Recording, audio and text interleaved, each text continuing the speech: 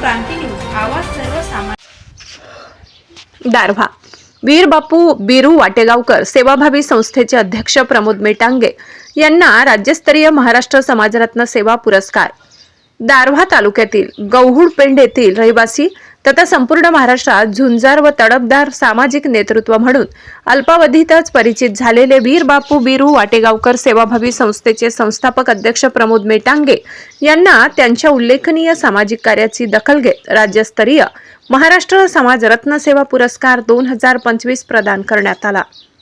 सामान्य जनतेच्या सेवेसाठी सदैव तत्पर असलेले प्रमोद मेटांगे हे महामानव व क्रांतिकारकांच्या जयंती पुण्यतिथींचे आयोजन, गोरगरीब नागरिकांच्या वैद्यकीय मदतीसाठी पुढाकार तसेच विविध सामाजिक प्रश्नांवर प्रभावी कार्य करत आहेत। सर्व जाती धर्मातील समाज बांधवांना एकत्र बांधून त्यांनी समाजसेवेचा आदर्श निर्माण केलाय।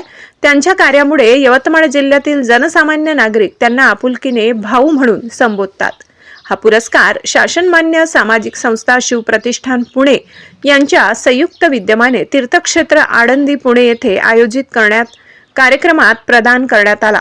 कार्यक्रमाला शिक्षण सम्राट माननीय श्री रामकिशनजी खंदडे, शिवप्रतिष्ठानचे अध्यक्ष श्री मदनजी रेनगडे पाटील तसेच राष्ट्रपती पुरस्कार सन्मानित माननीय श्री रामचंद्र आवटे यांच्या अध्यक्षतेखाली हा सन्मान प्रदान करण्यात आला। यावेळी प्रमोद मेटांगे यांना शॉल, श्रीफळ, मेडल, स्मृतिचिन्ह व प्रमाणपत्र देऊन गौरविण्यात आले।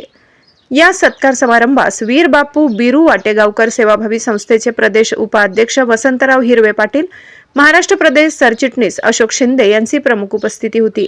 या राज्यस्तरीय सन्मानामुळे दारव्हा तालुक्यासह यवतमाळ जिल्ह्यात आनंदाचे वातावरण निर्माण झाले असून विविध स्तरातून प्रमोद मेटांगे यांचे अभिनंदन होत आहे। महाराष्ट्र क्रांती न्यूज साठी वृत्त संकलन विभाग, यवतमाळ। नवनवीन बातम्या पाहण्यासाठी